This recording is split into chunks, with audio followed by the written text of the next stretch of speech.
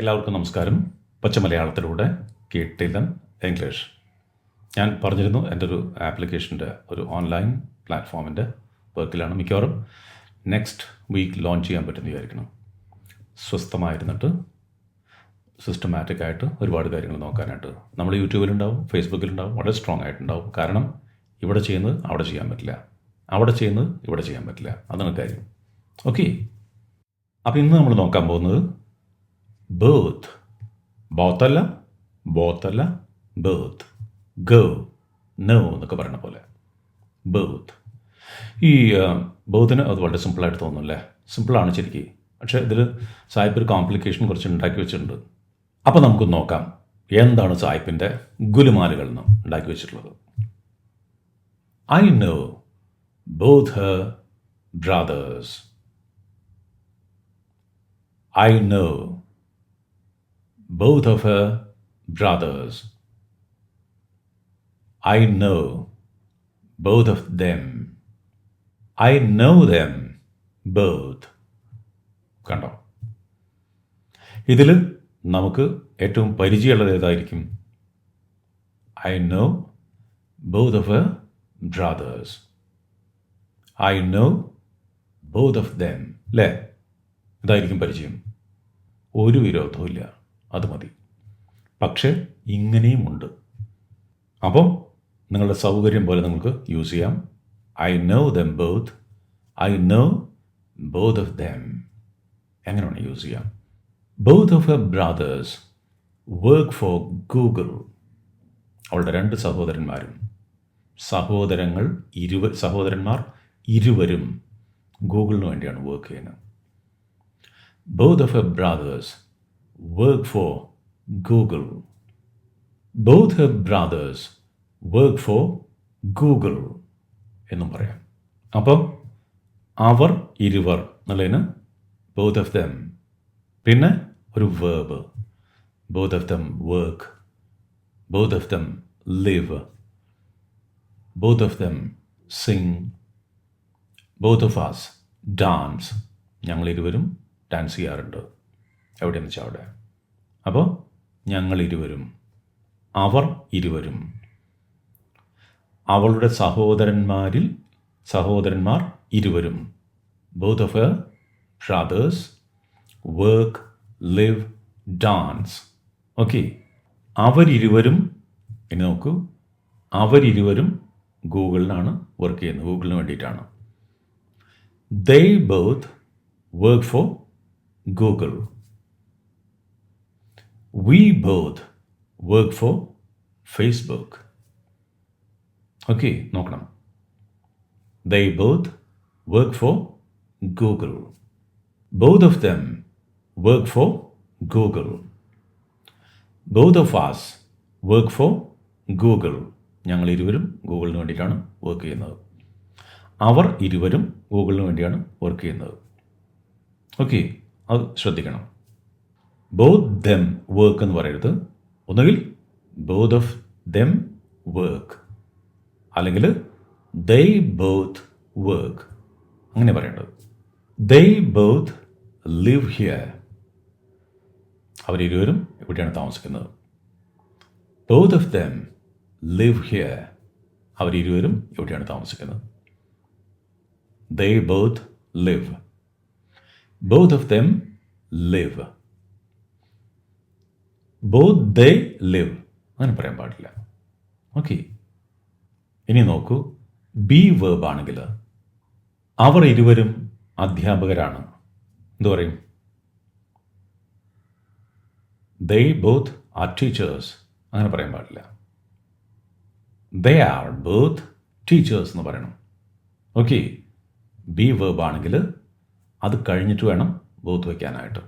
ഇവിടെ ആറാണ്. They are both teachers. അതായത് ബി മെയിൻ വേർബായിട്ട് വരുമ്പോൾ ഇവിടെ നമുക്ക് പറയാം both of them are teachers എന്ന് പറയാം. ഓക്കെ, ദേ ബോത്ത് അല്ല, they are both teachers. Both of them are teachers. അപ്പോൾ അവർ ടീച്ചേഴ്സ് ആണെന്നുള്ളതിന് ദേ ആർ ബോത്ത് ടീച്ചേഴ്സ്. ഇനി നമ്മളിരുവരും ഡോക്ടേഴ്സാണ്, ഞങ്ങളിരുവരും ഡോക്ടേഴ്സാണെന്ന് പറയാനായിട്ട് we are both doctors. We are both, ഞങ്ങളിരുവരുമാകുന്നു എന്ത്? Doctors or engineers. Okay, we both are doctors അല്ല, we are both doctors. they were both teachers. അവരിരുവരും അധ്യാപകരായിരുന്നു, അങ്ങനെ പറയാം. ബി വേർബ് മെയിനായിട്ട് വരുമ്പോൾ. അല്ലെങ്കിൽ നമുക്ക് ഏറ്റവും എളുപ്പമായ നമ്മളുടേതായൊരു രീതി, നമുക്ക് വളരെ ഫെമിലിയർ ആയിട്ടുള്ള, നമുക്ക് അങ്ങനെ വരുന്നത് നമ്മൾ എന്താണെന്നറിയില്ല, നമുക്ക് അങ്ങനെയാണ് സ്വാഭാവികമായിട്ട് മിക്കവർക്കും വരിക. Both of us are teachers, both of them are technocrats, both of them are engineers. അങ്ങനെ പറഞ്ഞാൽ മതി, കുഴപ്പമില്ല, ഒരു പ്രശ്നമില്ല. പക്ഷെ ഇങ്ങനെയും പറയാം, ഇങ്ങനെയും ഇടയ്ക്ക് പറഞ്ഞോ. ഇനി ഞങ്ങളിരുവരും ഇവിടെ ഒരു വർഷമായിട്ടോ അല്ലെങ്കിൽ ഒരു മാസമായിട്ടോ വർക്ക് ചെയ്യുന്നുണ്ട് എന്നുള്ളതിന് both of us have been working here since last year. അല്ലെങ്കിൽ എങ്ങനെ പറയും?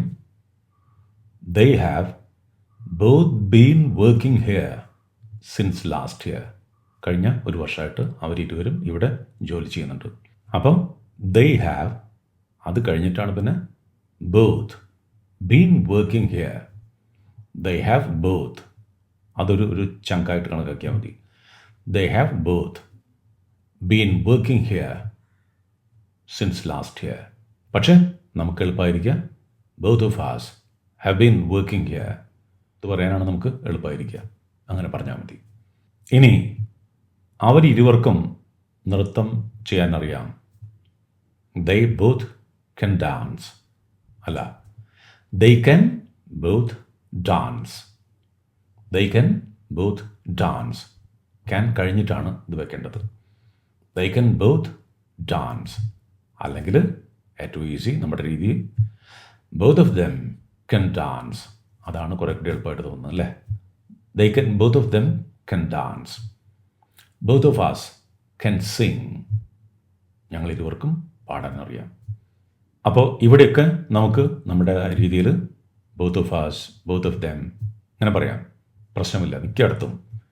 ഇനി ചില ഇംപാരറ്റീവ്, എന്താണ്, ചില നിർദ്ദേശങ്ങൾ, ചില ആജ്ഞാപനങ്ങളൊക്കെ നടത്തുമ്പോൾ എന്താണ്, അത് രണ്ടും അടയ്ക്കൂ അല്ലേന്ന്. shut them both now. shut them both now. അത് രണ്ടും ഇപ്പം തന്നെ അടയ്ക്കൂ.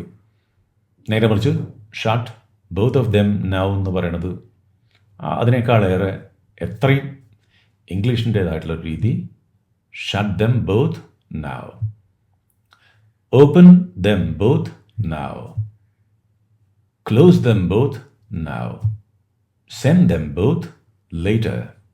അവർ പിന്നീട് അയച്ചാൽ മതി, ഇരുവരെയും.